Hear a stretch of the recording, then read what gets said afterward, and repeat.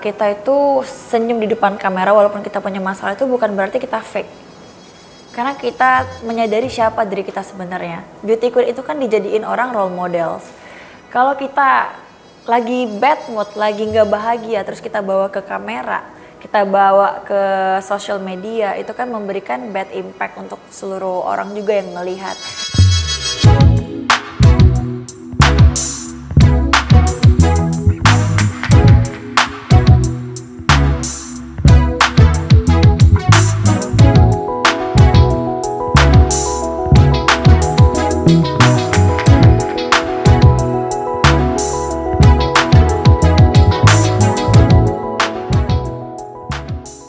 Sebelumnya perkenalkan, nama aku Rita Shewell Great. Aku berasal dari kota Palembang. Umurku sekarang 23 tahun.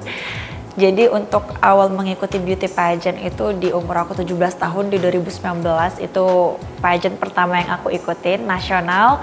Tapi unfortunately aku belum mendapatkan posisi yang bagus pada saat itu. Kebetulan di 2023 itu aku udah bekerja di salah satu bank BUMN pada saat itu sebelum aku mengikuti Miss Mega Bintang Indonesia. Aku mempunyai temanku itu Andi Najuli, Miss Grand Indonesia 2022. Jadi dia bilang kepada aku kayak, oh ya udah ikut aja nih, ada bukaan Miss Mega Bintang Indonesia, ada link pendaftarannya, nanti kamu kepoin aja ya di Instagramnya. Oke. Aku cobalah untuk ikut karena aku tahu aku memiliki passion di bidang ini, di bidang pageant, tapi kenapa nggak aku terusin.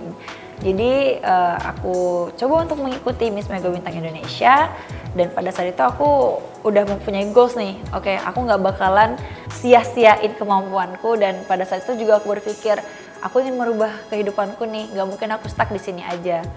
Jadi aku ikutlah beauty pageant Miss Mega Bintang Indonesia pada saat itu dan alhamdulillah mendapatkan kesempatan menjadi Miss Mega Bintang Indonesia dan I got it winner.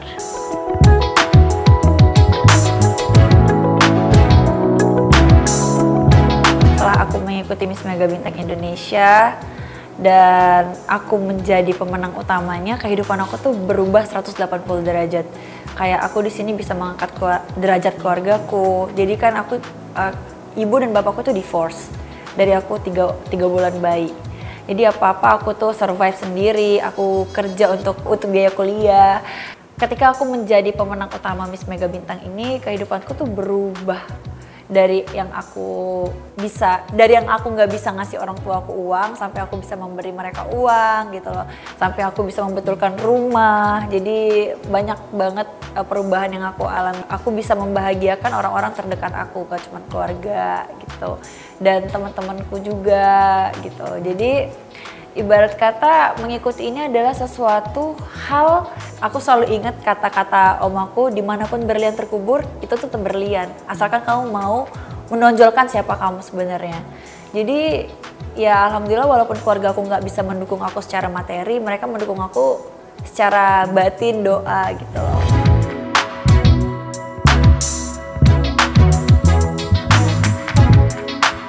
Jadi seorang beauty pageant itu tuh orang tahu cuman covernya doang, tanpa tahu belakangnya. Orang tahu resultnya doang, tanpa tahu prosesnya. Dan di sini menjadi seorang beauty pageant itu tuh nggak gampang. Setiap hari pakai heels, setiap hari kita harus jaga image, setiap hari kita harus hahihu heho di depan social media, di depan kamera. Tapi kan orang tuh nggak tahu di belakangnya tuh jadi ada cerita apa sebenarnya, ada kesusahan apa, ada masalah apa. Orang itu berpikiran cantik terus ya, enak ya kerjaannya jalan-jalan, enak ya kerjaannya cuman runway dapat uang. Tapi kamu tahu nggak prosesnya? Tapi kamu tahu nggak dia harus rehearsal sampai jam 1 malam, pakai heels nonstop. Mereka nggak bakalan tahu proses itu, tapi mereka tuh taunya, oke, dia tampil nih 15 menit, 15 detik di kamera dia cantik. Yang aku sangat sayangkan orang ini berpikiran bahwa semua queen itu tuh enak hidupnya. Enggak. Dia harus ketawa-ketawa depan kamera, tapi kamu pernah tahu nggak dia punya masalah di belakangnya? Dia punya mental health. Apakah pernah dia menunjukkan capek di depan kamera? Never. Beauty queen nggak pernah ngelakuin itu. Kita itu senyum di depan kamera walaupun kita punya masalah itu bukan berarti kita fake. Karena kita menyadari siapa diri kita sebenarnya. Beauty queen itu kan dijadiin orang role models. Kalau kita lagi bad mood, lagi nggak bahagia, terus kita bawa ke kamera, kita bawa ke social media, itu kan memberikan bad impact untuk seluruh orang juga yang melihat.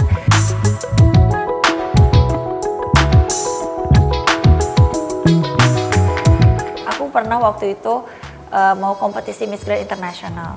Jadi jujur aku baru belajar bahasa Inggris itu setelah aku di crowning Miss Mega Bintang Indonesia. Dan pada saat itu aku belum bisa speaking, tapi aku tahu grammar, tahu vocabulary nggak terlalu banyak. Jadi aku bisa mengikuti kelas. Dan pada saat itu aku ada kelas Manohara, itu kelas public speaking harus pakai bahasa Inggris dan itu ada Q&A. Nah di Q&A itu aku kayak ngerasa, kok aku nggak bisa-bisa ya jawabnya. Kok susah banget sih pertanyaannya. Sampai pada saat itu aku nangis setelah kelas, aku nangis lama. Dan aku langsung chat tuh ke Ivan, aku chat ayah, aku bilang, Kak, kok susah banget ya belajar bahasa Inggrisnya, kok aku nggak bisa-bisa ya jawabnya. Doain ya semoga aku bisa, semoga aku lancar, semoga persiapan aku dilancarkan. Jadi itu salah satu struggle yang aku jalani sebelum aku kompetisi di internasional. Dan cara mengatasinya berdoa, sholat, usaha gitu. Karena aku tahu goals yang harus aku tuju tuh apa gitu. Jadi itu juga yang ngebuat aku kuat sampai sekarang. Tapi aku anaknya overconfident sih, maksudnya confident parah. Karena kalau kita nggak percaya diri, orang juga nggak bakalan percaya sama kita, Kak. Kita harus percaya dengan apa yang kita punya dulu, baru orang, oke, anak ini bisa nih gitu.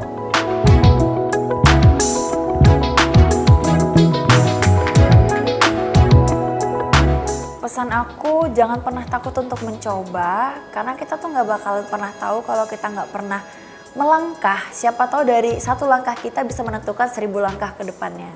Jadi buat kalian percaya diri aja, karena kita nggak pernah tahu ya Tuhan itu sudah merencanakan apa ke kita.